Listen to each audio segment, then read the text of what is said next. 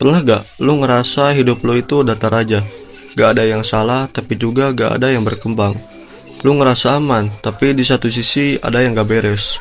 Nah, itu bukan kebetulan, dan gue mau ngomongin itu di video ini.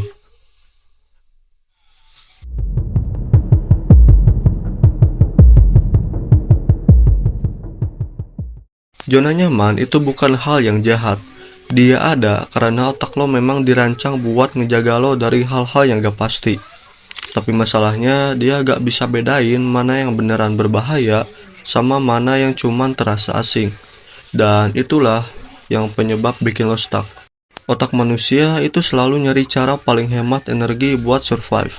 Jadi setiap kali lo mau nyoba sesuatu yang bahkan lo belum pernah ngelakuin sebelumnya, contohnya mulai usaha, ngomong depan banyak orang, bikin konten, otak lo langsung kasih sinyal yang gak enak.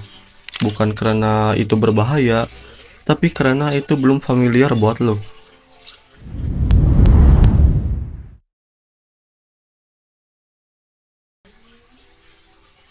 Ada beberapa tanda yang menandakan kalau lo itu terlalu lama di zona nyaman. Pertama, lo sering nunda. Bukan karena malas, tapi karena lo nunggu kondisi yang sempurna. Padahal kondisi itu hampir gak pernah datang.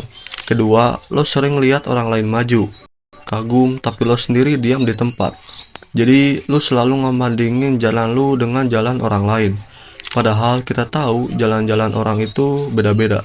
Ketiga, lo takut dinilai, takut salah, takut kelihatan bodoh, takut orang lain ngetawain lo. Padahal kebanyakan orang itu sibuk sama diri mereka sendiri. Jadi stop lu mikir kalau lo itu jadi pusat perhatian orang lain.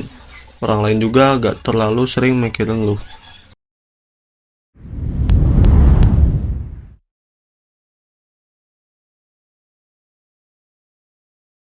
Satu, mulai dari hal yang kecil.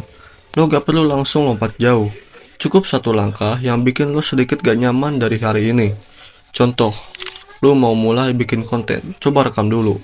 Lo mau baca buku, coba 5 lembar dulu sehari. Karena konsisten dari hal yang kecil itu lebih kuat daripada satu langkah besar namun cuman sekali.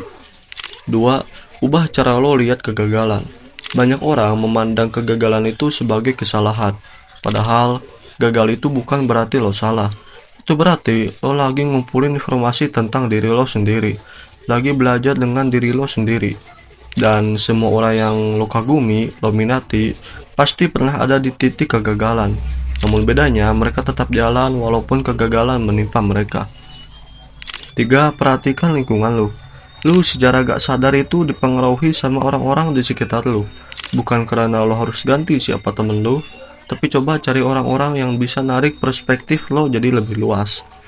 Zona nyaman itu nyaman karena memang dirancang begitu, tapi nyaman dan berkembang itu dua hal yang jarang bisa jalan barengan.